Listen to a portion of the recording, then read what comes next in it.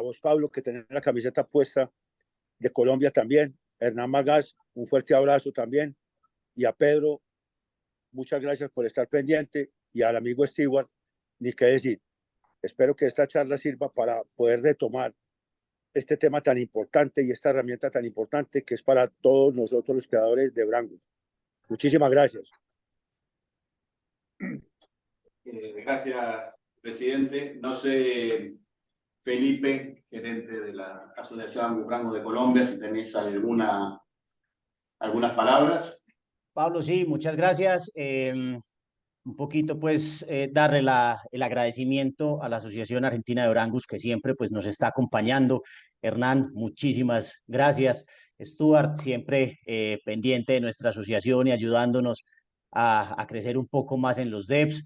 A Pedro, que nos está acompañando, pues, siempre ha sido un honor todo lo que nos explican y todo lo que nos ayudan a crecer en la parte técnica en la asociación. Y darle la bienvenida, pues, a todas las personas que nos están acompañando. Sabemos que este es un tema muy importante para nuestra asociación. Hemos venido bajando las ganaderías que están compartiendo datos para las devs, y sabemos, pues, que desde la parte técnica es un pilar fundamental para la evolución genética de nuestros animales. Entonces, a todas las personas que están acá conectadas de Colombia, que están interesadas en esta charla, que por favor el próximo año nos pongamos las pilas y que empecemos a enviar estos informes a la Asociación Argentina para que crezcamos mejor en la parte genética de nuestros animales. Pablo, muchísimas gracias por tomar la iniciativa, muchísimas gracias por seguir capacitándonos acá en Colombia, y esperemos que esta charla nos abra un poquito los ojos a todos acá en Colombia.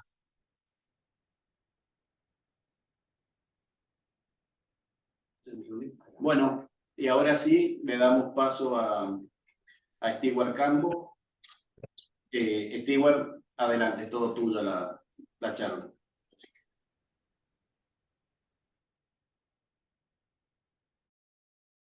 Muchas gracias, Pablo, muchas gracias, Ricardo, muchas gracias, Felipe, por organizar y por invitarnos para esta charla.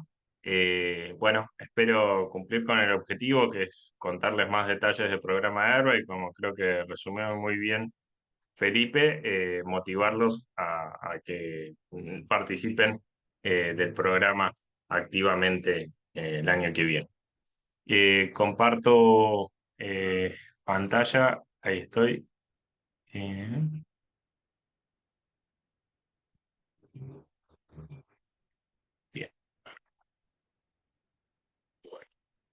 ¿Me confirman si están viendo la pantalla bien? Creo que sí. Sí, se ve bien, Stuart. Bueno, bárbaro. Gracias, Hernán. Bueno, la realidad es que ustedes están constantemente sometidos a decisiones de selección.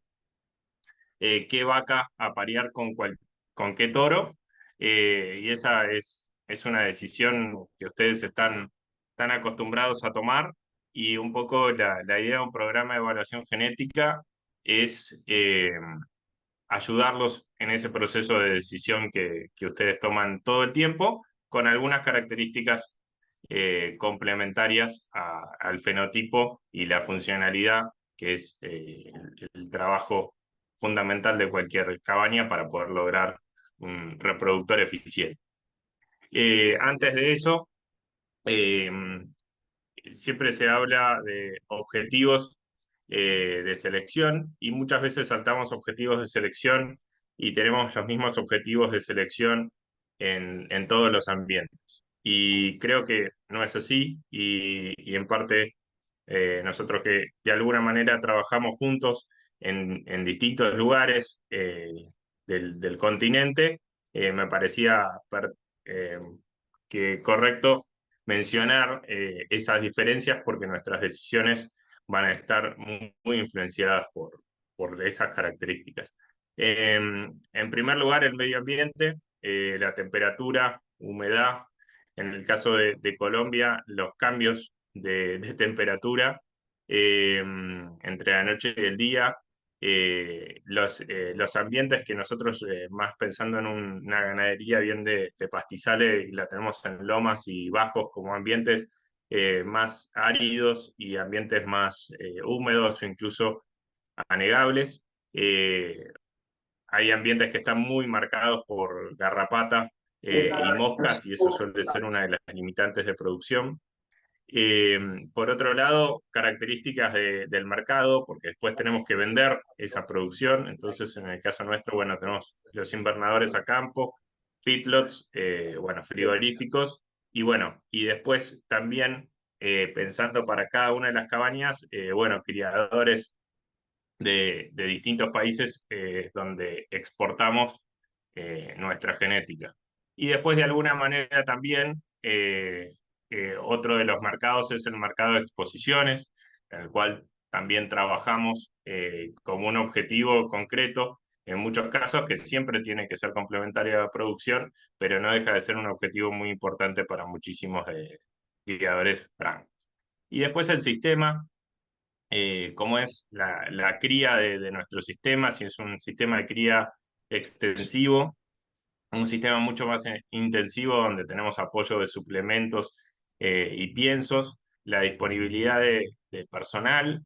Si hacemos un ciclo completo, entonces nos interesan algunas características que se expresan más tardíamente o directamente, en el caso de nuestros clientes, venden el ternero. Entonces los objetivos de selección van a ser muy distintos si es que quieren lograr un novillo de altísima calidad, con marmoleo, eh, con un muy buen rendimiento en res, o simplemente quieren vender un ternero.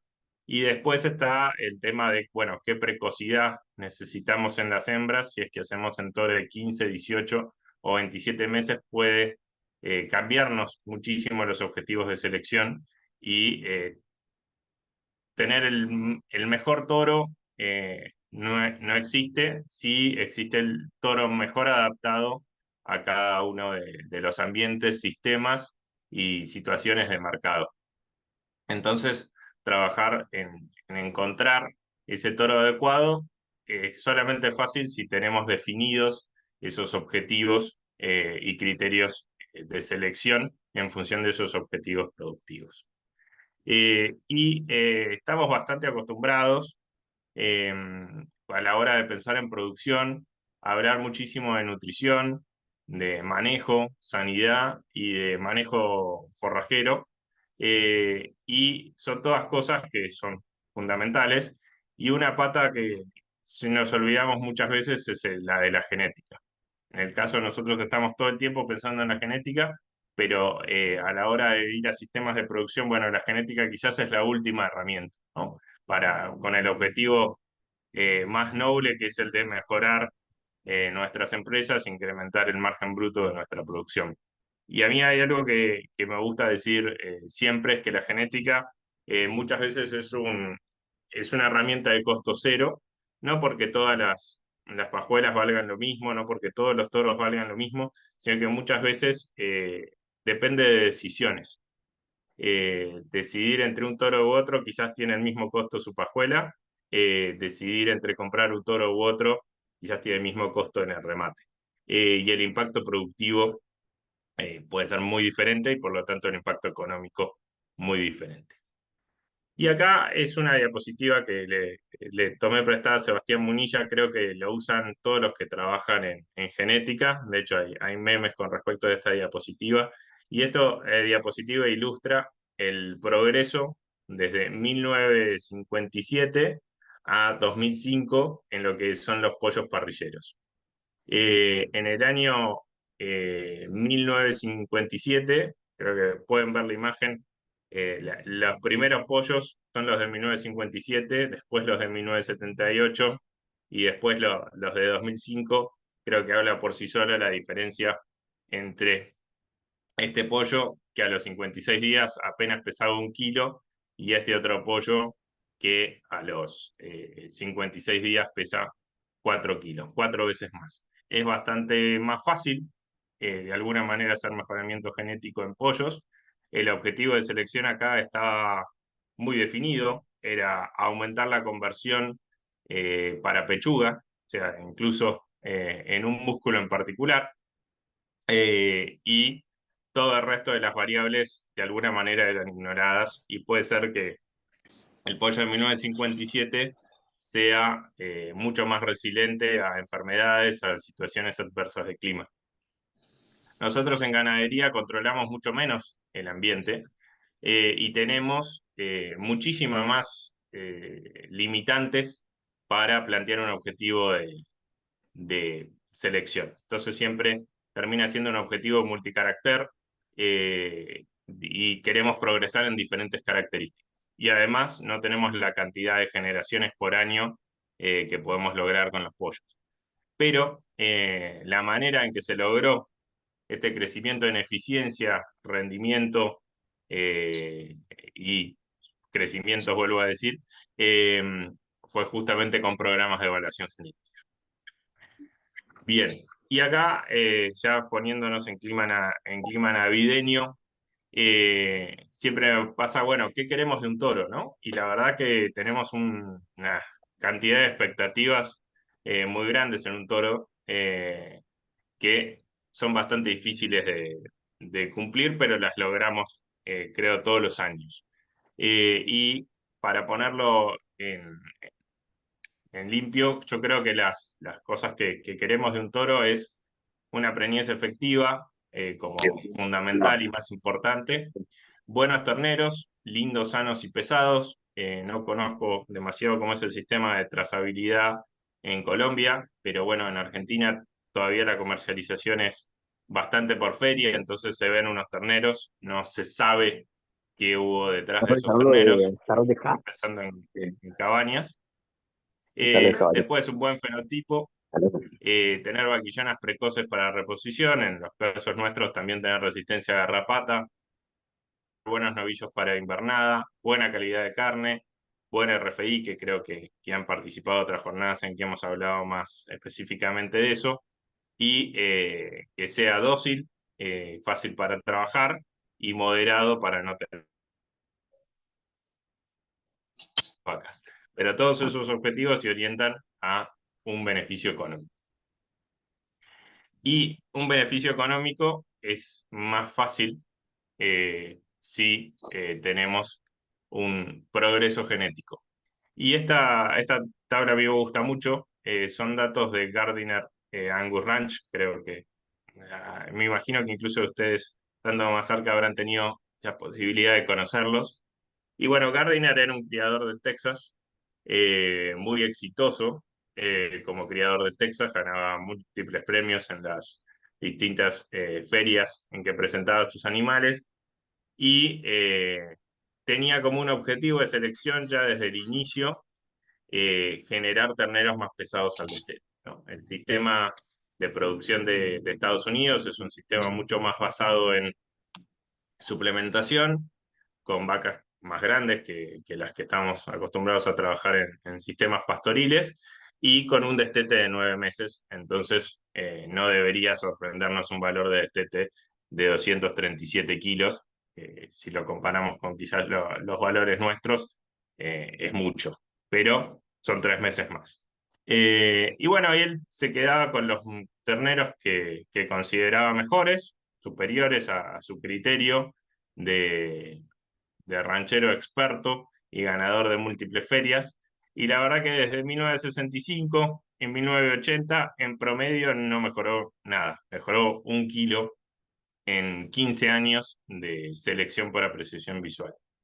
En el año 1980 entró al programa de evaluación genética de la Angus americana, y a la hora de tomar las decisiones de qué terneros, qué vacas y qué toros quedarse en el rodeo o aparear, el objetivo principal era peso al destete, porque era el principal objetivo de sus clientes.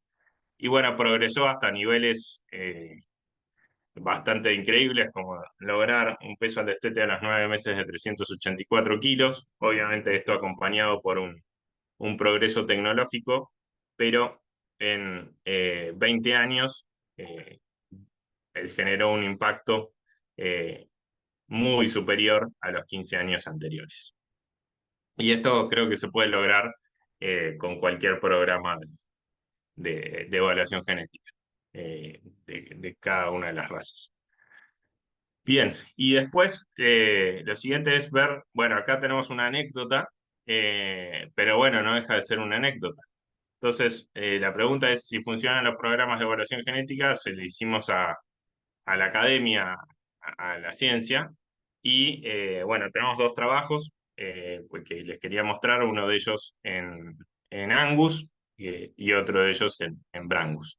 Bueno, el primer trabajo es un trabajo realizado en el INTA de Argentina, que es una agencia estatal de investigación para ganadería y agricultura, y se usaron sobre vaquillonas, sobre vacas, dos toros contrastantes, dos toros Angus contrastantes, para peso al nacer y para peso al destete.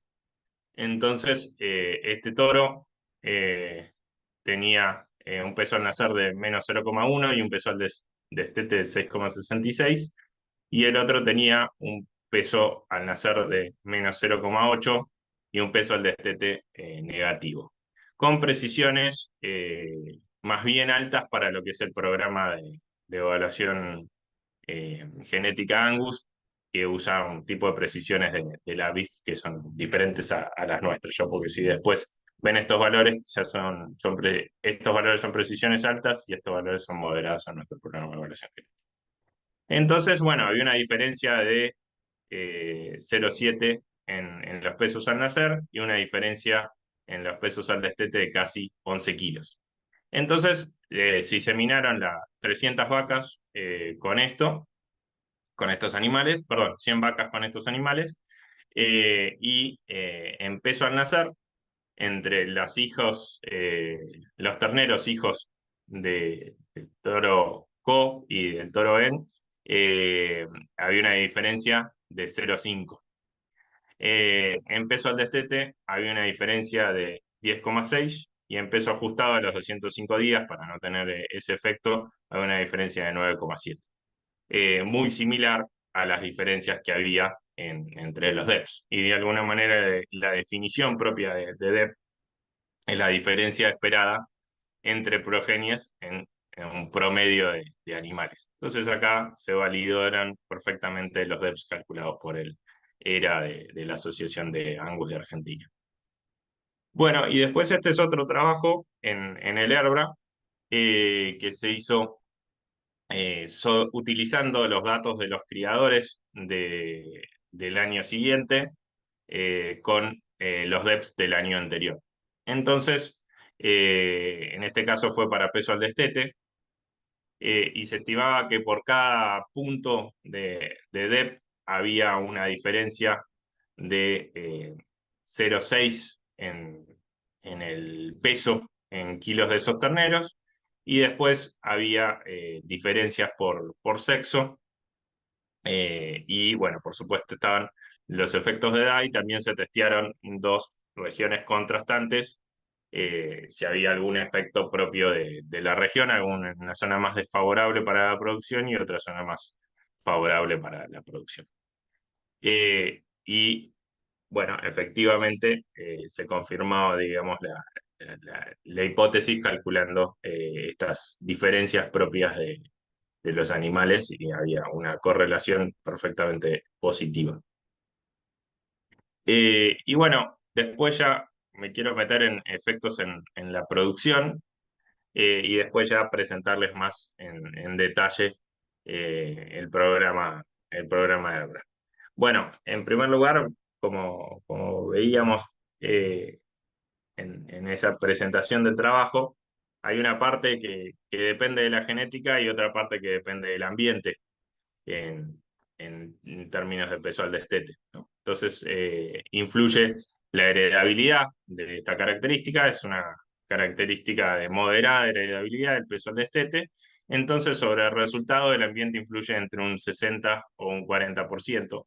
Entonces, hacemos muchísimas cosas para lograr tener terneros más pesados, como programación fetal, nutrición materna, imprinting metabólico, darle una nutrición temprana, quizás con clip feeding.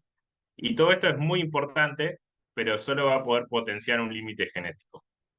Entonces, ahí están las características mínimas y máximas de Herbra 2022 para peso al destete. Entonces tenemos algunos terneros que son negativos en 43 kilos, los peores quizás de la raza, y después los más destacados tienen un máximo de 36 kilos en peso al destete.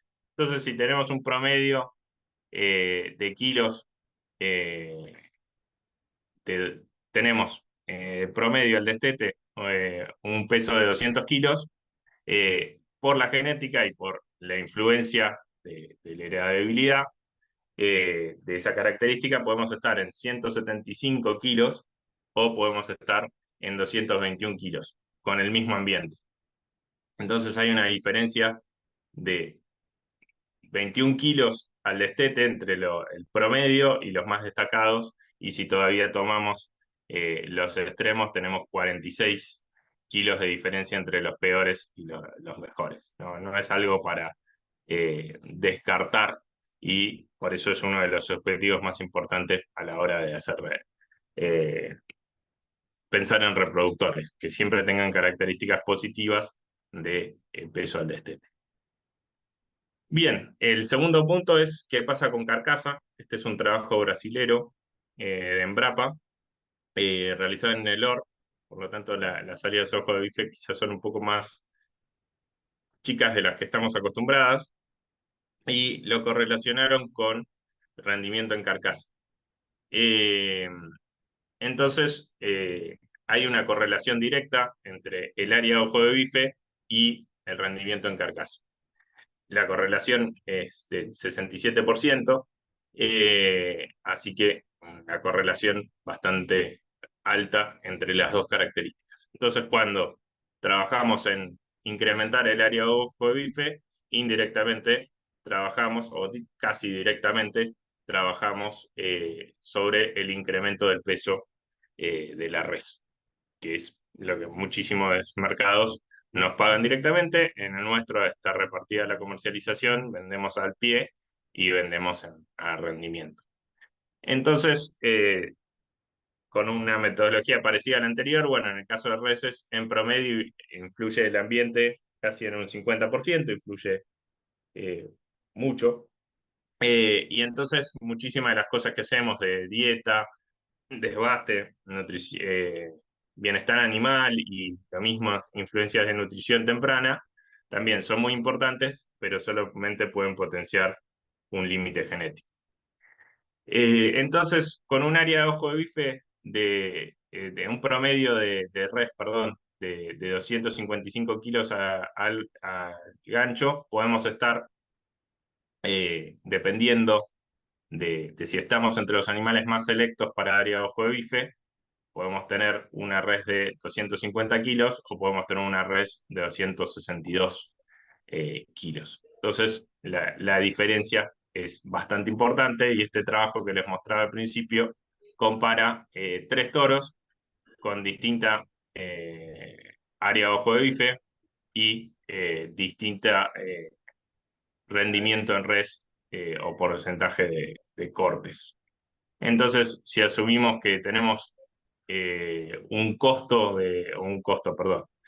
ingreso por kilo de res de $4, y tenemos 15 kilos de diferencia, tendríamos por cabeza $60 de diferencia a la hora de tener toros superiores para características de res. Y la verdad que no es, acá ya empezando a incorporarnos en nuestro programa, la verdad que es una de las características que más han estado creciendo en los últimos años. Del 2010 a 2018, que es cuando empezamos a evaluar en el programa Herbra, teníamos 5.000 animales, y desde el 2019 ahora más que duplicamos la cantidad de animales con DEPS de carcasa, con fenotipo perdón, la cantidad de animales con DEPS de carcasa, bueno, mayor, la cantidad de fenotipos de animales la duplicamos. Calculamos DEPS a todos los relacionados a los fenotipos medios. Bien, y ahora ya poniéndonos en DEPS, este es un poco el sumario 2022. Para el sumario 2023 tenemos algunas novedades que les quería contar a continuación. Pero antes, focalizando nomás en lo nuevo, perdón, en lo viejo, quería hablarles de el uso de la información genética, que es lo que nos convoca. Entonces son medidas tomadas por el criador y enviadas a la Asociación Argentina de Brangus. Se recopila a través de los programas de evaluación genética que permiten identificar, cuantificar y separar los efectos ambientales del valor genético del individuo, todo lo que era ambiente que veíamos antes. Los procedimientos de evaluación genética se basan en el modelo animal. Ahora les cuento un poco más qué es el modelo animal. Y el modelo animal básicamente agrupa toda la información que posee un reproductor, de sí mismo, de sus padres, de sus hermanos y hijos y nietos si los tuvieran, ¿no? Y cada una de las características tiene una heredabilidad calculada correspondiente a cada programa y a cada raza, para cada una de las características, y principalmente ahora nos focalizamos en las características de crecimiento. Entonces, sin querer ser redundante, pero parece importante dar una definición. ¿Qué son las DEPs? Es una estimación de diferencia genética por encima o por debajo del promedio en su raza, que tendrá probablemente la progenie de un reproductor. Entonces, ¿qué se necesita para tener DEPs? Un pedigree. Cuanto más completo, más precisos van a ser los resultados. Exigimos de mínima madre conocida.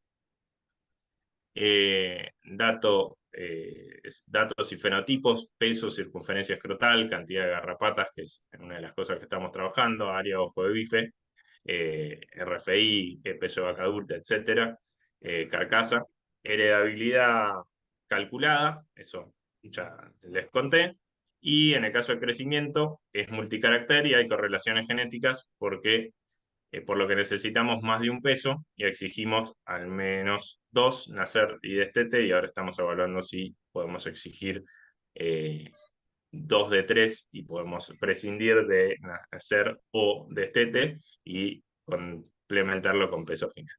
Y un grupo de contemporáneos, que es esa genética se expresa en un ambiente, entonces no nos sirve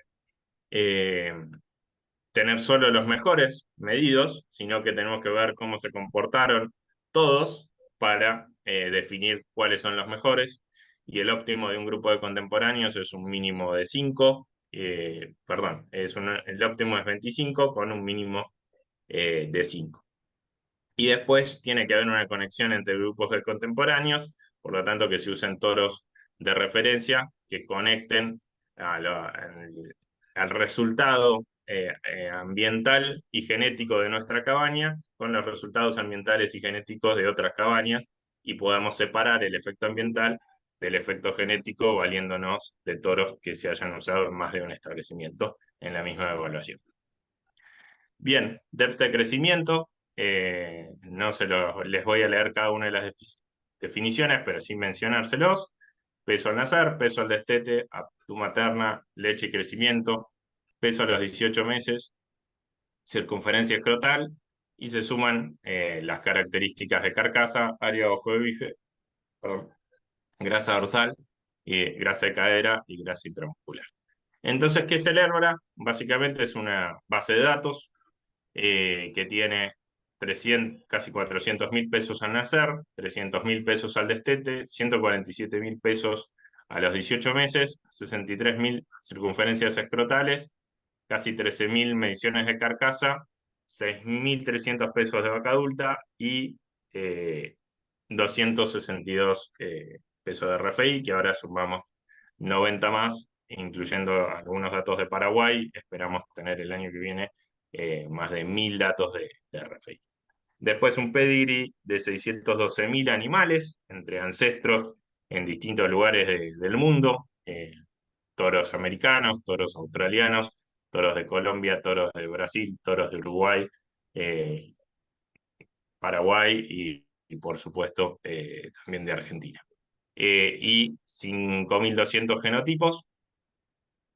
Por lo tanto, en el Herbra, en el 2023, hay incluidas, algunas cabañas quizás ya no están, 521 cabañas de 5 países. Bueno, esto ya lo vimos, perdón. Y para ir ya metiéndonos en la evaluación genética, nos valemos del dato propio, pues de esos pesos, circunferencias escrotales o consumos, y de ahí, junto con la genealogía, podemos generar la ADEP, y estas son las fuentes de información que contribuyen a la ADEP de un toro o de una vaquillona o una vaca.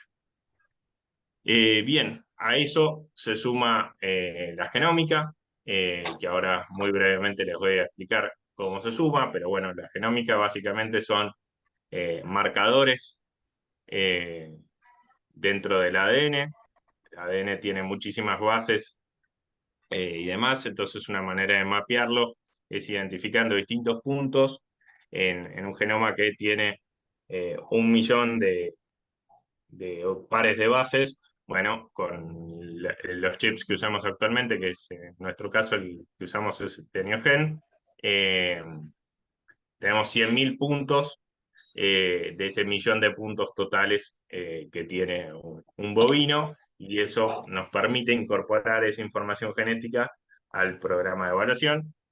Y básicamente los genes contienen las instrucciones para fabricar las proteínas, y las proteínas definen el fenotipo de forma conjunta. Entonces, teniendo esta información, sumamos a las fuentes de información anteriores, que son los datos propios de cada uno de los individuos de su genealogía, la información del ADN. Y quería resumirles muy brevemente cómo se incluye esa información en el HERBRA. Bueno, entonces tenemos los datos fenotípicos de los padres, en muchos casos, en algunos casos quizás no. Después los datos fenotípicos propios, pesadas, ecografías, etc. Datos fenotípicos de los hijos, la interacción entre esas características, las relaciones de pedigree, y después en nuestro caso lo que tenemos es un pedigree genómico, que es definir el grado de parentesco entre cada uno de los animales. Y bueno, diremos que el grado de parentesco siempre históricamente era comparte la mitad con mamá y papá, eso no cambia, pero con los abuelos sí cambia cuánto comparten. Porque hay un momento, que es la formación de las gametas, en el que hay entrecruzamiento entre las gametas, y entonces no es exactamente 0,25 lo que heredamos de cada uno de nuestros abuelos, sino que varía. Por eso hay toros y personas que se parecen más o menos a sus abuelos, por este proceso totalmente aleatorio que no podemos predecir, pero que ahora con la genómica podemos medir qué heredaron de cada uno de sus abuelos. Entonces eso nos complementa toda la otra información y nos genera una mayor precisión en animales. Todo eso sumado a algunas características que les mencioné antes: grupo de contemporáneos, conectividad entre cabañas, heredabilidad, correlaciones genéticas entre caracteres, formaron lo que es el HERBRA desde 2020, que es un programa de evaluación genómico. Entonces ahora les proveemos más información para que ustedes tomen la decisión de qué vaca aparear con qué toro, en función de los objetivos de selección que tengan para su rodeo o para los clientes de sus reproductores. Y en la medida que ustedes vayan tomando este tipo de decisiones, van empezando a tener respuestas de selección, que si ustedes se quedan con los animales superiores, después esa nueva población de animales superiores va a ser en promedio la nueva característica, y así pueden ir siguiendo y lograr el progreso genético de la misma manera que llevó a los pollos de 1957 a pesar 1 kilo, a pesar 4 kilos, pero para cada una de las características que a ustedes les sean de interés y que son necesarias seleccionar al mismo tiempo en los sistemas de producción de carne. Y acá ya un resumen de cómo fue evolucionando nuestro programa de evaluación genética. Se inició en 1999, solamente con características de crecimiento. Después, en el año 2009, se sumaron las características de carcasa. Después empezamos a evaluar, por ahora solo con fenotipos, RFI, residual de consumo esperado. En 2020 sumamos la evaluación, la genómica a la evaluación Brangus y empezamos a recopilar pesos de vaca adulta.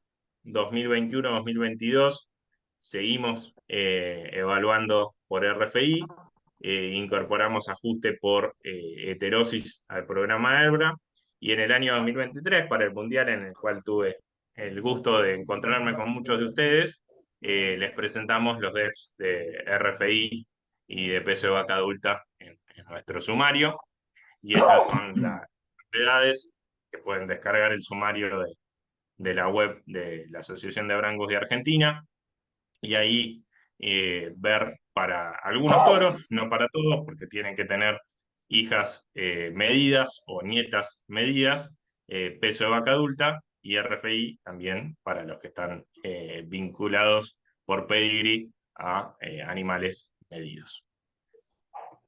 Perdón.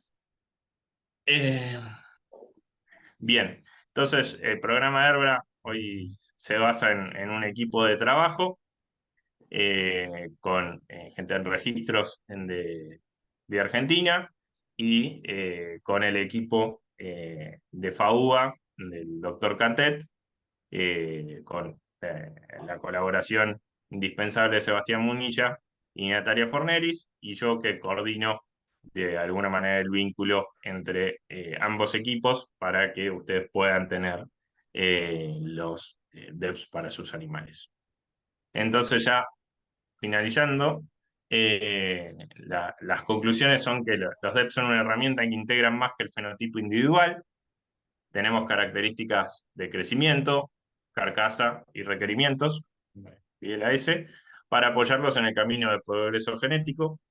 Toda característica heredable y definida, pesos, consumo, medidas, largo de pelo, algo que estamos trabajando, podría entrar en un programa de evaluación genética. Y la DEP, su precisión resumen la información que puede aportar un reproductor sobre esta característica, y además también, como habrán visto en la captura de pantalla del sumario, se suma el ranking, que es un poco la ubicación, la posición en la cual se encuentra cada uno de los animales con respecto al resto de la raza. Y por último, el progreso con información objetiva es más rápido y más consistente, como veíamos de la anécdota y de los trabajos de Sebastián Munilla y Sebastián López Valiente, de cómo funcionan DEPs. Bueno, muchas gracias.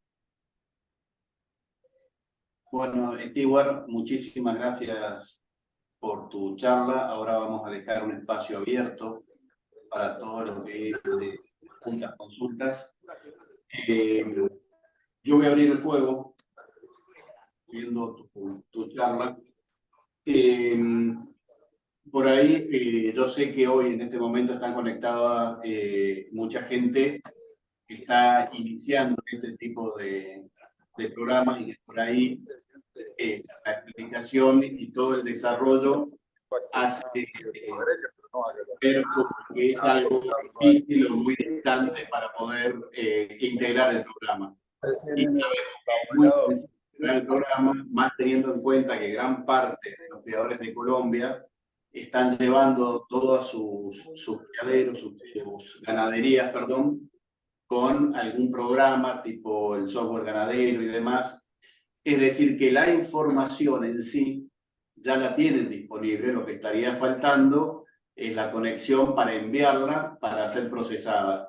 ¿Vos podés resumir muy concretamente cuál es la información que deberían enviar, al margen de que en la charla se fue desarrollando, pero bien preciso, bien concreto, qué información, sacando DEPs de RFI, posiblemente de vaca adulta y de área de ojo de bife, pero como para empezar en el programa, DEPs de crecimientos?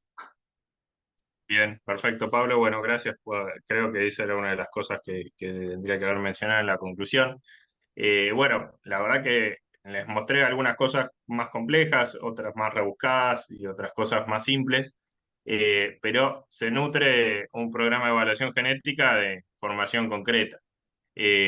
Un pedigree, es decir, saber identificar de quién es hijo cada uno de los terneros, y después pesarlos en distintas etapas de la vida, al nacimiento, al destete, que ahí tenemos una ventana bastante amplia, incluso no necesariamente tiene que ser exactamente al destete. Tenemos que aclarar para sacar los efectos maternos, pero entre los 120 días y los 170 días tenemos un montón de oportunidades para pesar al ternero. Después, bueno, pesarlo cuando llegue a los 18 meses, que también tenemos una ventana bastante amplia de días para pesarlo.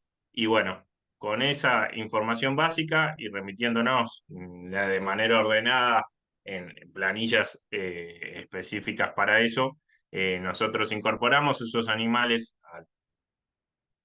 a los registros de la asociación y a partir de ahí nos queda ese pedigrí y esos fenotipos y se lo enviamos después a UBA y UBA nos devuelve, después de un proceso largo, los DEPs.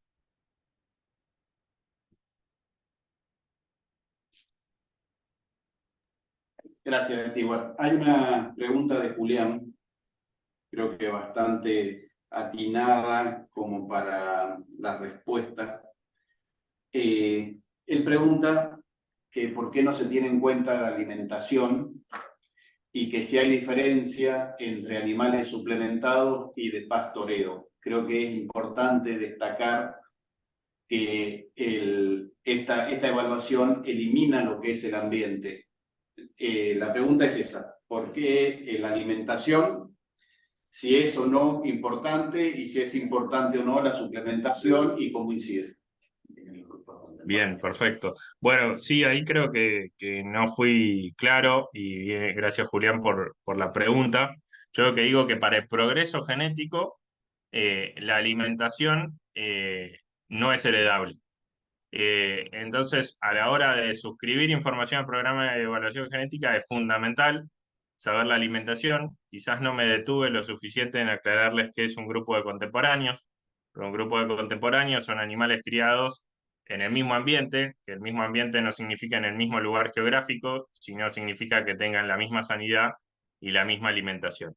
Entonces, si tenemos en el mismo lugar geográfico distinta alimentación, vamos a tener dos grupos de contemporáneos diferentes. Entonces, si no aclaráramos al programa de evaluación genética o a la hora de suscribir los pesos de que estuvieron en un ambiente diferente, vamos a tener efectos confundidos entre la genética y el ambiente. Entonces, aclarar la alimentación es fundamental y, si me permito extender, la alimentación a la hora de progreso genético también es importante, solamente, y ahora te digo por qué, solamente que no es heredable.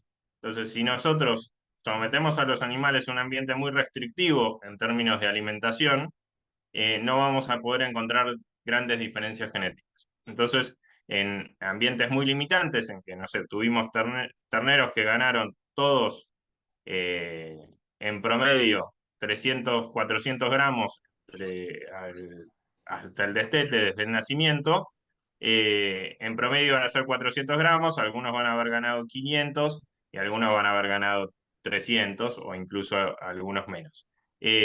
Cuando vemos los DEPs de una situación así tan restrictiva, los vamos a ver bastante cerca unos de otros. Cuando damos un ambiente mejor, empezamos a notar esas diferencias genéticas, porque el ternero que tiene más potencial de crecimiento gana 1,6 kg y el ternero con menor potencial de crecimiento gana quizás 800 gramos, con la misma disponibilidad de comida. Entonces ahí, cuando vemos los DEPs en situaciones más de mayor abundancia, vamos a ver que ese quizás uno tiene un DEP negativo para peso al destete y otro tiene un DEP de, no sé, más 20 para peso al destete. Entonces, sí es importante la alimentación en términos de progreso genético. Lo que quería aclarar era de que no era la alimentación y todo lo que hagamos para potenciar la alimentación no se puede heredar y los abuelos, perdón, los nietos no van a tener ningún efecto sobre qué alimentación recibieron sus abuelos, sino sobre las características que sí heredaron. Bueno, creo que la pregunta de Germán está respondida, que él hablaba en su pregunta específicamente sobre alimentación y si había que informar o no si los animales habían tenido alimentación diferencial. Después hay una pregunta de Jairo, que creo que es más para Felipe, que pregunta cómo es el procedimiento para poder enviar los datos para ser evaluados. Entiendo que esta es una pregunta para Felipe. Bueno, Pablo, nosotros siempre estamos en contacto con Stuart, quien nos manda las fechas a principios de año para nuestra asociación. Nosotros siempre en los chats de la asociación y a los correos enviamos cuáles son las fechas límites de envío de los formatos y enviamos los formatos necesarios para ingresar la información. Después de recibir todos los formatos que nos mandan todos los socios de nuestra asociación, hacemos el paquete y lo pasamos directamente a Argentina. Entonces, desde la asociación les pedimos siempre es estar muy pendientes de los comunicados que mandamos tanto a los correos como al grupo oficial de la asociación para que tengan los formatos y tengan las fechas máximas de envío de información.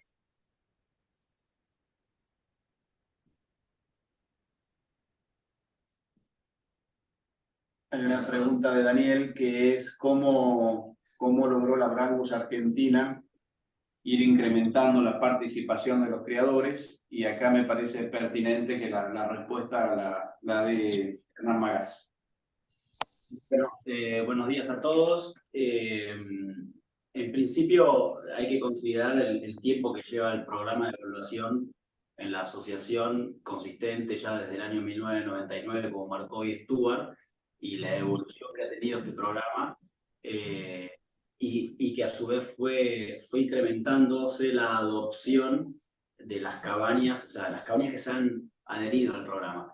Principalmente, lo que la asociación ha hecho desde sus inicios fue docencia, docencia y docencia, básicamente, explicando qué son las DEPs, qué es el programa, la importancia de medir, que teniendo datos de medición podemos tener un diagnóstico y de ahí armar seguir este programa de selección. Tiene que ir por un autoconvencimiento, por supuesto, propio de las cabañas, porque está en su ADN, digamos, el progreso genético. O sea, estamos produciendo reproductores para el mercado, con el espíritu de darle al mercado comercial líneas superadoras. Entonces, primero que nada va por ahí, y de vuelta, creo que el 80% es docencia, y desde la asociación, staff, y desde la facultad también, el contacto permanente con el criador, en sacarse las dudas del programa y mostrarle esta importancia. Y después hay otro canal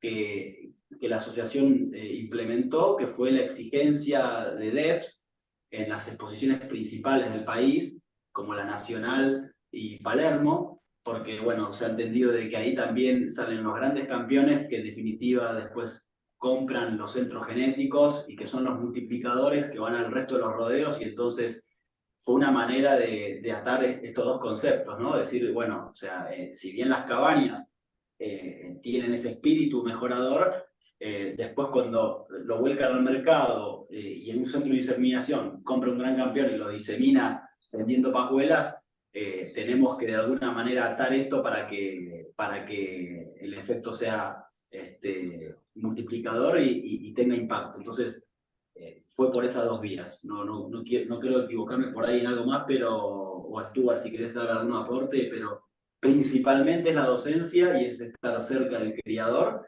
y estimular el uso y detectar las necesidades del criador y estarle atrás para compartirle y brindarle esta información.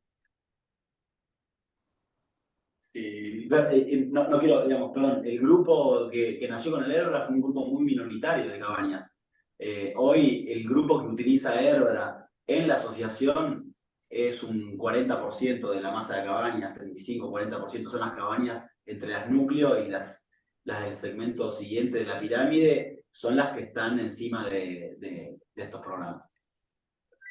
Igual no sé si querés alargar ahí alguna explicación, si no paso a otra pregunta. Comento una sola cosa, Pablo. Creo que durante mucho tiempo fueron entre 30 y 50 cabañas y las más interesadas. Y la verdad que en el año 2020, con la aparición de los remates virtuales, aumentó muchísimo el interés por los DEPs, y ese es un proceso reciente, pero que realmente influyó muchísimo sobre la demanda de información objetiva. Y después, Pablo, aprovecho, hay una pregunta que no me pasaste, estaba repasando el chat, eh, que es si son mejor los EBBs que los DEPs, y quería decirles que es una distinta manera de expresar lo mismo.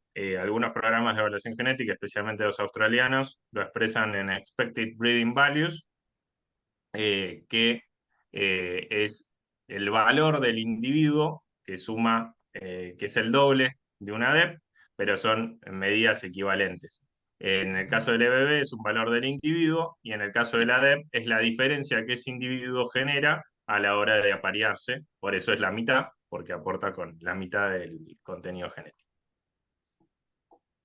Yo voy a hacer un pequeño aporte acá en este tema, en el anterior, perdón, no en este que estás desarrollando, que es en base a la experiencia. Creo que a todos los que vendemos reproductores acá en la Argentina nos pasa lo mismo. Los reproductores que están evaluados, que tienen DEPS y que tienen realmente datos, por lo general esos reproductores son adquiridos por empresas que están, empresas o familiares o empresas físicas, pero que son gente que está demandando un poco más que un fenotipo. Por lo tanto, por lo general, los toros que tienen evaluación tienen un valor superior por el tipo del público al cual van que el resto. Y eso hace que el convencimiento de usar o no DEPS se dé después en las pistas, porque uno sale a la venta con un reproductor evaluado, tiene un mayor valor que un reproductor no evaluado. En nuestro país hoy sucede eso. Después te quería hacer yo, te había notado dos preguntas que son más que nada aclaratorias. Stewart, vos mostrabas un animal que tenía un peso de más 35, creo, y otro que tenía un menos 40. La pregunta concretamente, ¿es necesario buscar extremos? ¿Sabes eso que dice Mauricio que echan La azúcar pregunta no sé si se entiende. ¿Qué pasa con los extremos? para que resanemos ahí con Por esa favor, piedra? les pido, perdón, por favor les pido que silencien sus micrófonos porque se escucha mucho ruido. Gracias. Bien. Pablo, bueno, siempre hay que ver un equilibrio. A mí me gusta mucho una manera en que lo muestra Pedro Borgatelo a veces, como él toma sus decisiones de selección, y hay que mirar todas las características. Si nos concentramos en un extremo, vamos a tener un progreso más rápido, pero si después el toro o la vaca no es buena para otras características, la vamos a terminar descartando. Entonces, siempre hay correlaciones entre las características, algunas son positivas y otras son negativas. Y por ejemplo, en el caso de peso al destete está correlacionado con peso al nacimiento. Entonces, nos va a costar mucho más encontrar un toro muy destacado para peso al destete, con alta precisión, ¿no? Y también muy destacado, es decir, con un peso al nacimiento negativo. Entonces, siempre va a ser una decisión de compromiso, y en ese compromiso es muy difícil que podamos elegir los extremos, porque tenemos que tener en cuenta muchas características. Gracias, Stewart. Y otra pregunta. Cuando seleccionamos por área de ojo de bife, a medida que aumentamos la selección por ojo de bife, ¿estamos aumentando el tamaño del animal? No necesariamente. A la hora de un DEP de área de ojo de bife, entra como cofactor el peso del animal al momento ecográfico, Entonces, no va a ser lo mismo tener un área ojo de bife de 75 centímetros en un animal que pesa 400 kilos que en un animal que pesa 500 kilos. Claramente es mucho más carnicero el animal de menor tamaño.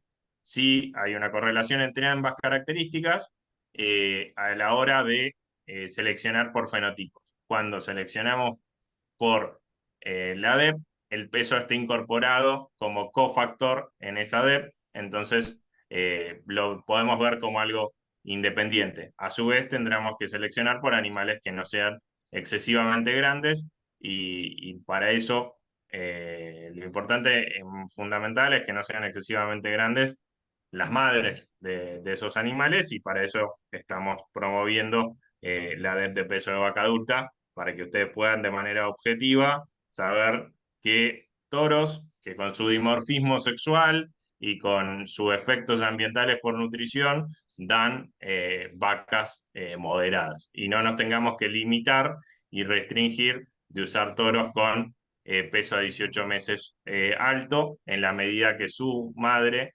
haya sido moderada o tenga un peso de vaca adulta moderado intermedio. Bueno, si no hay más preguntas, que veo que por lo menos en el chat no las hay, en primer lugar, agradecerle a la Asociación Angus de Colombia por la oportunidad de poder estar presentes con nuestros trabajos técnicos. Recordarles que es muy sencillo participar de un programa de DEPS. Ustedes están llevando todos estos registros en sus programas de los cuales llevan sus ganaderías. Es solamente enviarlos a la asociación y la asociación se encarga de enviarlos a la evaluación. Y como lo dije antes, por lo menos hoy ya en la Argentina hay un diferencial de precios hacia los animales que tienen evaluaciones genéticas versus los que no los tienen. Entonces, si es sencillo participar y la información está, es un valor que está ahí pendiente de ser tomado por quien quiera. Y bueno, y dejarle el cierre de esta jornada al presidente Ricardo Bedolla. ¿Quieres sacar pantalla? Aló. Aló. Ahí está. Hola. Adelante, Ricardo.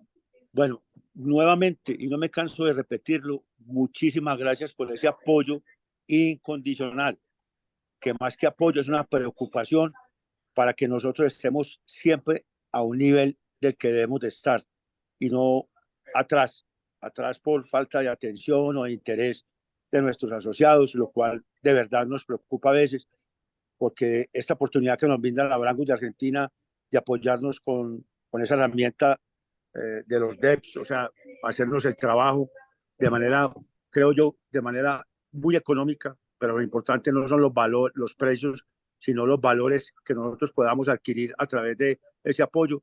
Entonces, para todos nuevamente, muchísimas gracias a Pedro, a Hernán, a vos, Pablo. También los felicito por haber hecho esa elección del nuevo presidente. Igualmente, Víctor Navajas, que que cumplió su periodo, gran anfitrión, excelente persona, lo felicitan por su gestión y le agradecen de nuestra parte. Y a Mauricio ya lo hicimos vía personalmente. Un fuerte abrazo. Si no nos vemos, una feliz Navidad para todos. Y este periodo nuevo de presidencia, y perdona que le meta política a eso, creo que es el mejor regalo que les pueda dar la providencia. Muchísimas gracias, Ricardo. Muy feliz Navidad para todos, feliz Año Nuevo y reiterarte, Stewart, el agradecimiento por tus conocimientos y lo brindado. Muchísimas gracias y nos estamos viendo. Un abrazo.